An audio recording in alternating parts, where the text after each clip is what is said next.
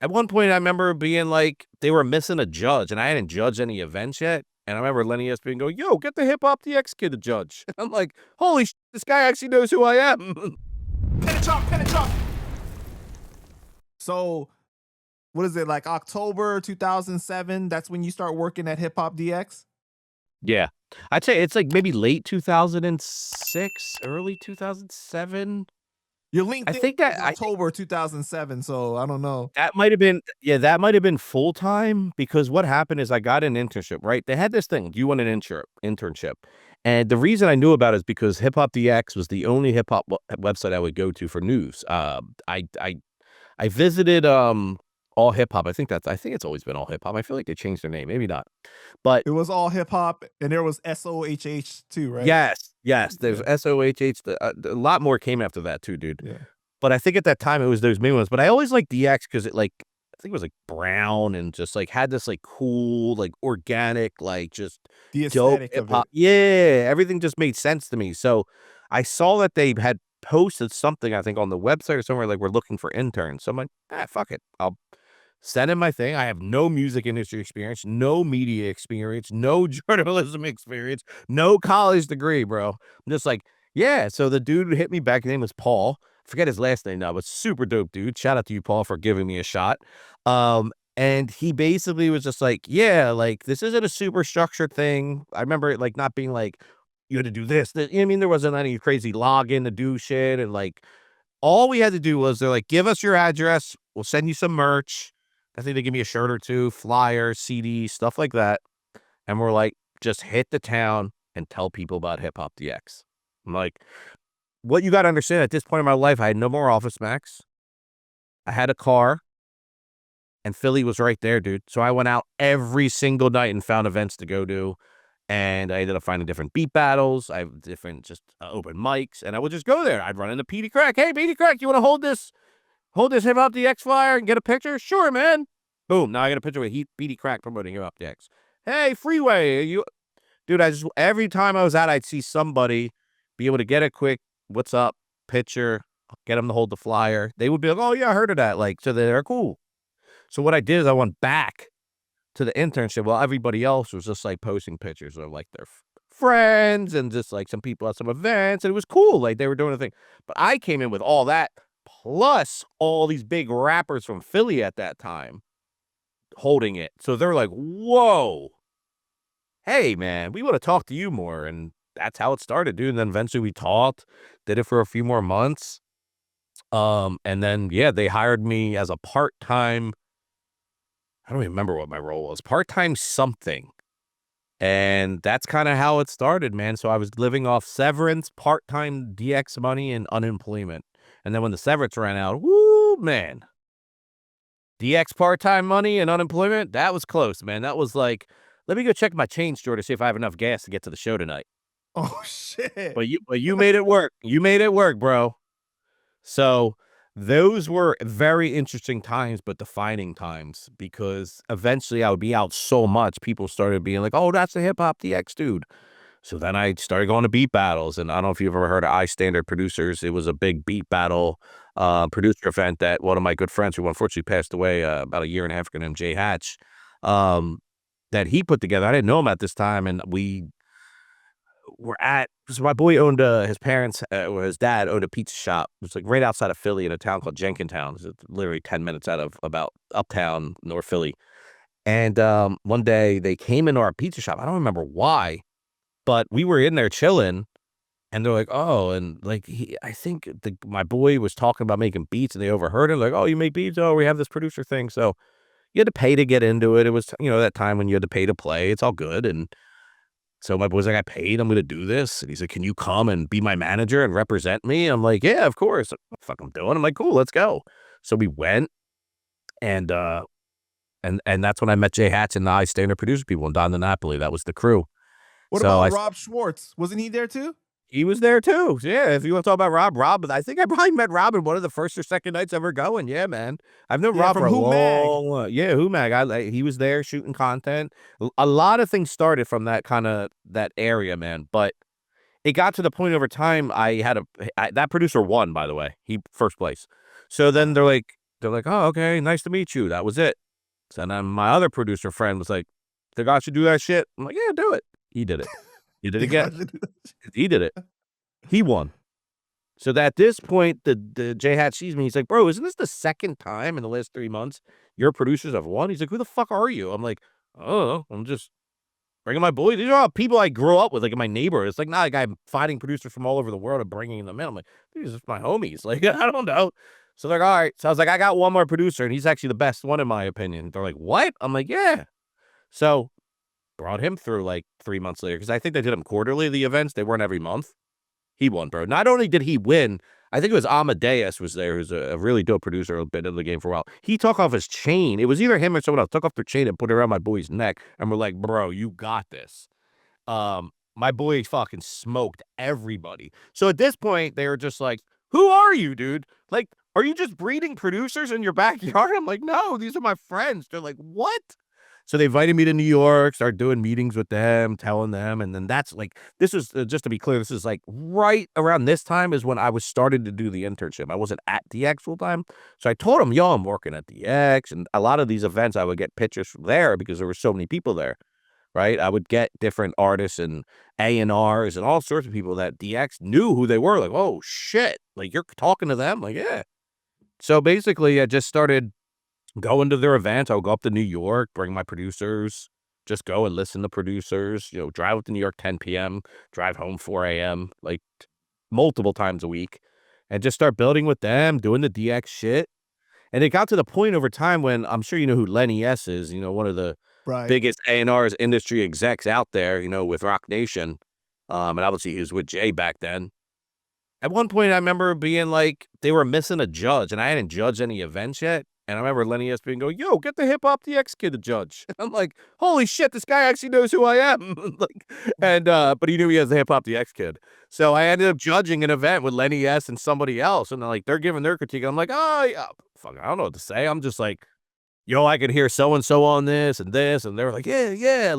So I just like, you know what I mean? Because I didn't have that industry experience or knowledge yet. I just knew music and like music. So I would just describe who I could hear on the beat, what styles I could hear. Like I just used my intuition as an artist as my feedback. But eventually I started judging a lot more of these and being put on the flyers as the judge. Mike from Hip Hop DX, Mike from Hip Hop DX, Mike from Hip Hop DX. So that was the brand, dude. And then eventually they're like, "Fuck, we gotta hire this guy." Hired me. And, they flew me out to LA for, like, a big company meeting, and it was deciding on where we're gonna spend money as a company. And we all had to vote, and I voted to create social media accounts and let me build social media. And the CEO was a little reluctant. I'm sure if he ever talked about this, I would hope he would admit it, but he was a little reluctant. Just like, Wait, "I don't what know." social media accounts are out at this time? Facebook? Facebook?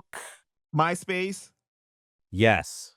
And Twitter, not yet, but coming, I believe. I forget Right. because I joined Twitter in 2009. I know that because I just saw it on my account today. I'm like, "Holy shit, I've been there for a while." But I don't think it was out yet, but I'm like my whole thing was like, "Listen, guerrilla marketing is great," and that's kind of that hand-to-hand marketing I was doing every day. I'm like, "But it's not gonna sustain. The way the internet's moving is there's gonna be more stuff online." I was just like, "And if we can get ahead of this, we're gonna be in a good position." You saw the So vision already that it yes, was moving away from like the street yes, team, basically, and yes. Bro, there's no stopping it. It's like you looking at the internet, it's just like there's no way people are not gonna find ways to utilize this shit more.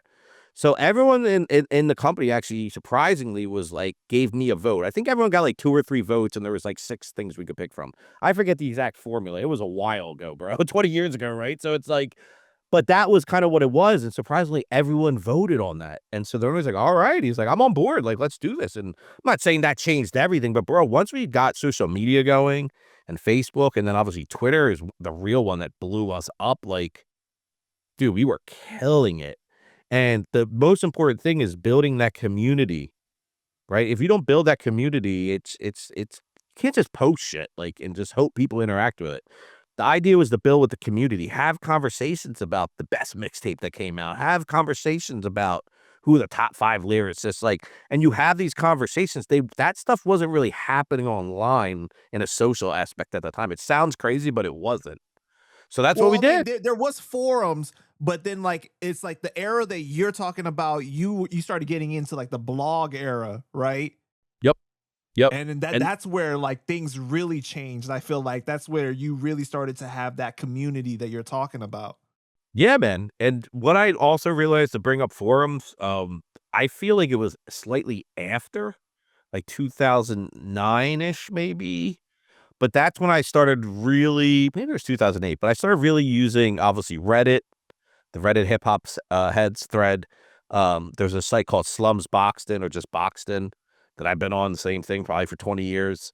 They were the two, man. And what I started realize, this is before social media became the news. Now you go on social media, everything's the news. People are pulling sources for stories based on what's on social media.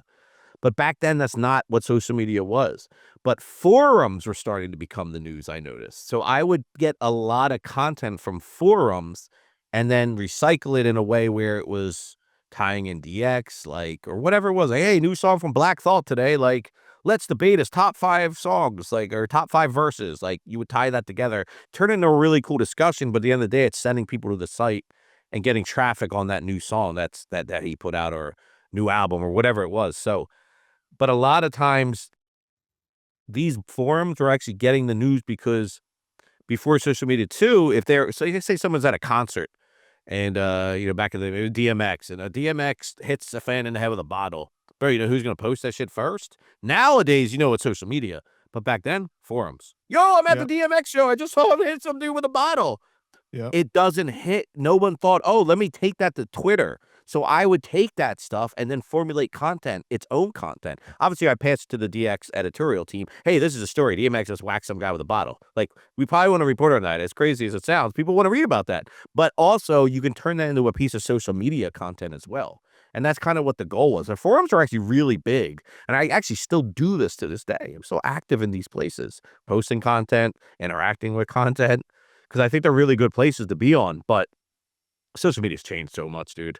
Like, Right. it's changed so much now on how people are digesting content, and it also has to do with the new tech, but also people were when I was doing that 20 years ago, we're now 20 years older. They're probably not on social media. I'm on it because it's my job. I hate social media as a whole. I think it's very distracting. It's very bad for your mental health if you stay on it too long. There's a lot of the negatives may outweigh the positives. That's crazy coming from someone who literally built a career off of it.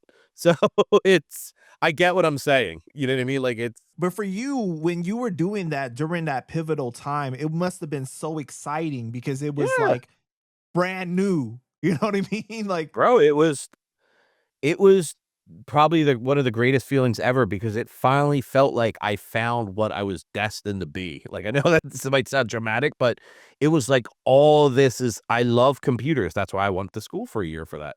But it wasn't what I wanted to do because I didn't know what you could do with computers, right? I didn't know at that time. There was no social media. So then you can probably tell by this interview so far, I feel like I'm a very sociable person and I feel like I'm easy to get along with, if the mood is right, obviously. If anything, if it's something negative, then it is what it is. But it's like, I felt like there was no way to combine my love for computers, my personality, my socialness, and music, right? Like, and then that's what social media was. It was like, all right, I can be myself, promote music, and it's on a computer. Because we weren't on the phones back in the day like that, to my knowledge. I don't remember being on the phone posting, at least not early on. It was definitely all day in front of the computer. But it was all the 3 things I loved. I'm like, "Yo, my personality is what I showed in the DX brand." So a lot of the stuff you got on the social side was, yes, content maybe from writers, content from wherever else, but spinning it with my personality, and if I was literally running my own social media, I would have posted the same stuff and run it that way back then.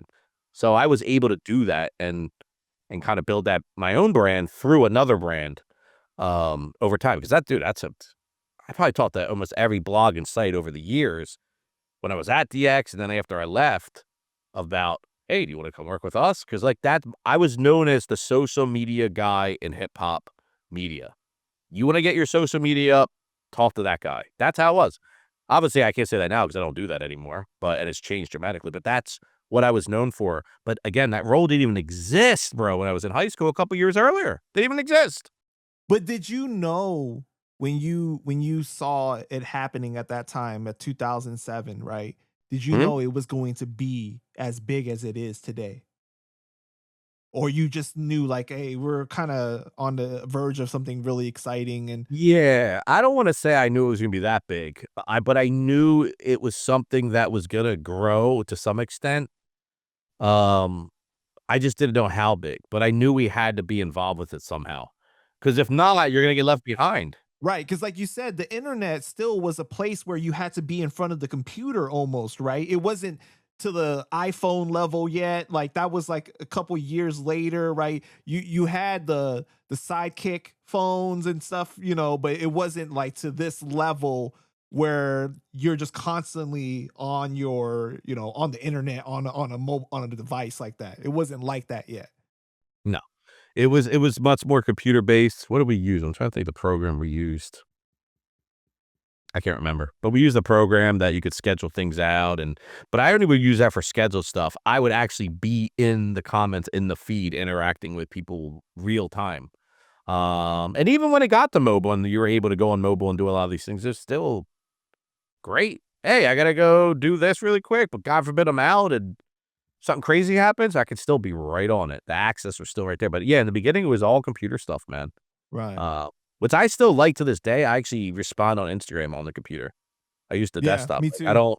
I just this is most of my business is happening on a computer. It's just easier for me. It's easier to People, multitask. yeah, and I don't know. I just working on your phone is just weird. Like again, maybe it's my age showing, but it's just like the phone is for calls. I feel Maybe like it's it makes me hunch over more too when I'm on my phone, so, like, I prefer to be on the yeah. computer, you know what I'm saying?